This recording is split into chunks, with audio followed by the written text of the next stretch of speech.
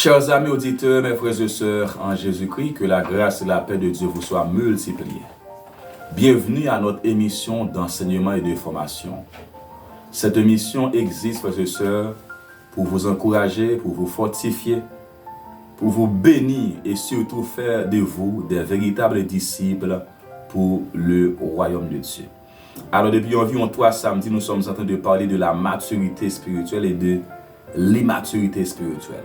Samedi dernier, on avait parlé de la maturité spirituelle et les signes ou bien les caractéristiques de la maturité spirituelle.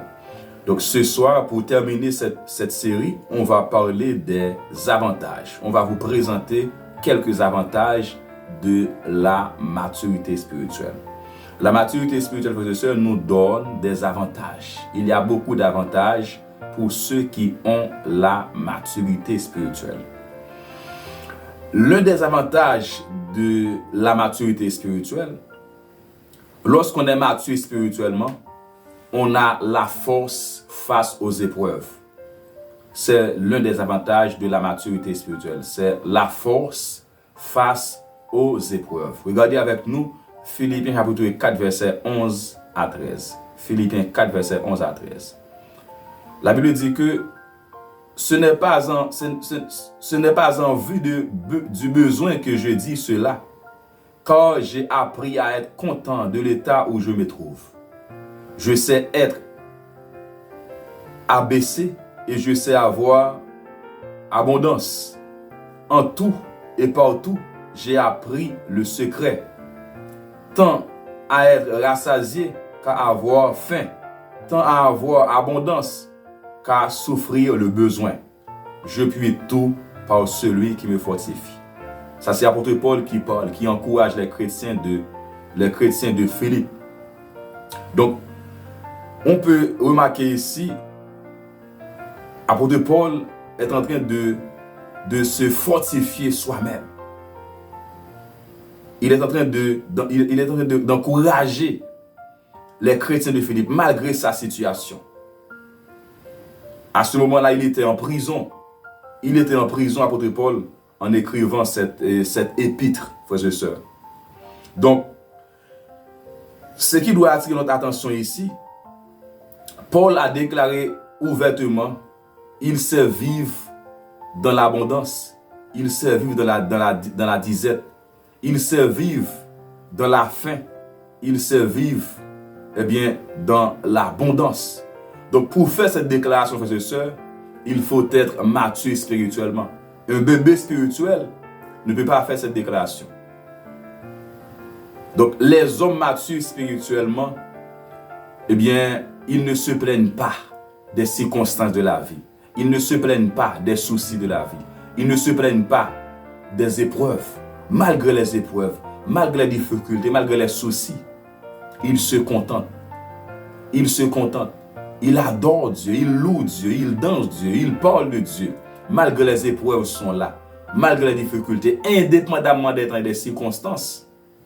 Donc, ils s'attachent à Dieu. Ils demeurent dans la foi. Contrairement aux bébés spirituels, les bébés spirituels peuvent abandonner facilement. Les bébés spirituels se plaignent tout le temps. Ils se plaignent toujours des circonstances, des difficultés, des épreuves. Ils murmurent tout le temps. Mais les hommes matures ne se plaignent pas. Les hommes matures, frères et sœurs, ne murmurent pas. C'est pas parce qu'ils aiment les difficultés. C'est pas parce qu'ils sont heureux dans les difficultés. Mais ils ont une espérance. Ils ont une foi solide, ils ont une foi ferme. Ils peuvent résister malgré les difficultés, malgré les épreuves. Ils sont forts aux épreuves, les hommes matures. Ils sont forts, ils sont fermes et inébranlables. Ils sont des hommes intrépides. Pourquoi? Parce qu'ils ont la maturité spirituelle. Deuxième avantage de la maturité spirituelle, c'est la paix et la joie profonde. La paix et la joie profonde. Ésaïe chapitre 26, verset 3 nous dit, à celui qui est ferme dans ses sentiments, tu assures la paix parce qu'il se confie parce qu'ils se confient en toi. Donc, ceux qui ont la maturité spirituelle, ils ont la paix et la joie profonde. Ils sont toujours heureux. Ils sont toujours en paix. Malgré les vents et marées, malgré les épreuves, malgré les intempéries de la vie, malgré les vicissitudes de la vie, ils sont en paix. Même si les océans se déchaînent, même si les montagnes chancellent, même si le diable et les démons se déchaînent, ils ont la paix, ils ont la joie. Malgré les guerres et les bruits de guerre, ils ont la paix, ils ont la joie. Malgré la famine, malgré les épreuves, la maladie, les circonstances difficiles, ils sont heureux. Pourquoi? Parce qu'ils sont des matures spirituels. Ils sont matures spirituellement. Ils ont une foi ferme et inébranlable. Ils chantent malgré les difficultés. Ils adorent malgré les difficultés. Donc ça, c'est l'un des avantages des chrétiens matures. Troisième avantage de la maturité spirituelle, c'est l'intimité avec Dieu. L'intimité avec Dieu. Jean 15, verset 15 nous dit, « Je ne vous appelle plus serviteur, car le serviteur ne sait pas ce que fait son maître, mais je vous ai appelé ami, parce que je vous ai fait connaître tout ce que j'ai entendu de mon Père. » Donc, lorsqu'on a la maturité spirituelle, frères et sœurs, on est capable de développer une sorte d'intimité avec Dieu. On est capable de cultiver, d'entretenir une sorte de communion profonde avec Dieu.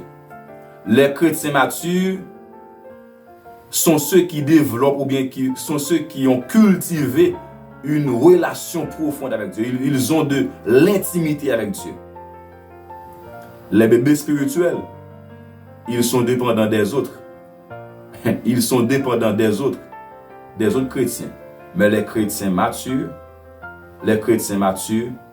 ils ont leur propre relation avec le Seigneur. Ils ont leur propre intimité avec Dieu. Ils ont leur propre communion avec Dieu. Ils sont capables de chercher Dieu personnellement. Ils sont capables d'entretenir une relation profonde avec le Seigneur.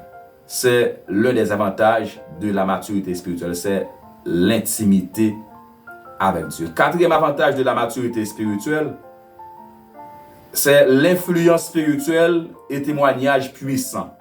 L'influence spirituelle et témoignage puissant. Lorsque nous lisons Matthieu 5, verset 14 à 16, la Bible dit que vous êtes la lumière du monde.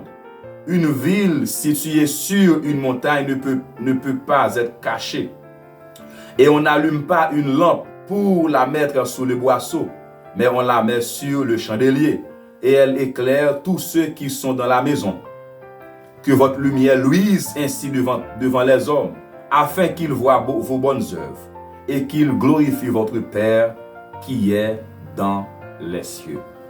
Donc ceux qui ont la maturité spirituelle, ils ont une influence sur leur environnement. Ils ont une influence sur leur église, sur leur assemblée. Ils ont une influence sur leur famille. Ils ont une influence sur leur entourage, frères et sœurs.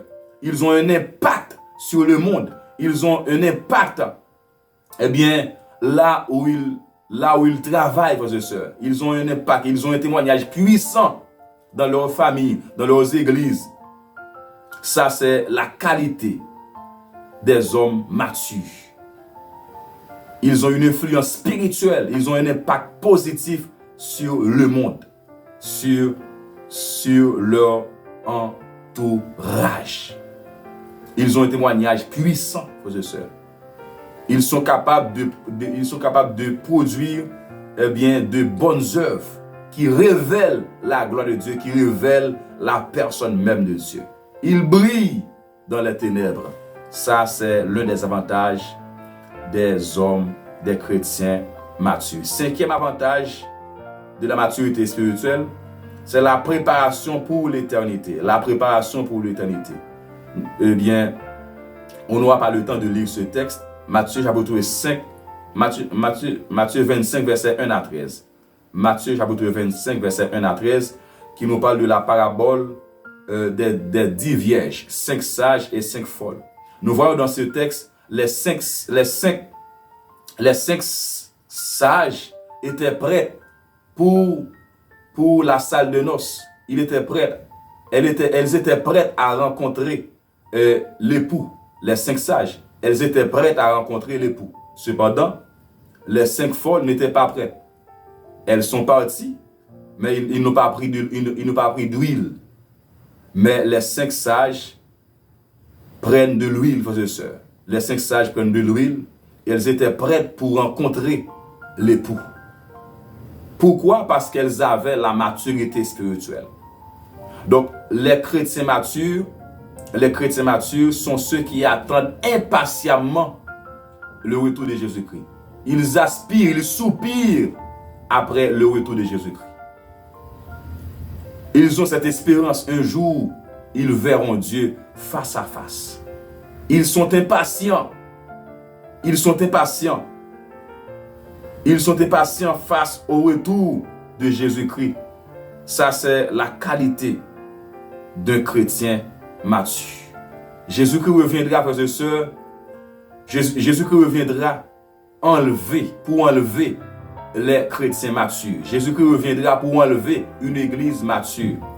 Les immatures spirituels ne seront pas enlevés. Les immatures spirituels, les bébés spirituels, les chrétiens charnels ne seront pas enlevés. Les chrétiens charnels ne seront pas enlevés, frères et sœurs. Pour être enlevés, il faut atteindre la maturité spirituelle. Nous serons enlevés. Nous sommes prêts pour l'enlèvement de l'Église. C'est lorsque nous sommes devenus matures spirituellement.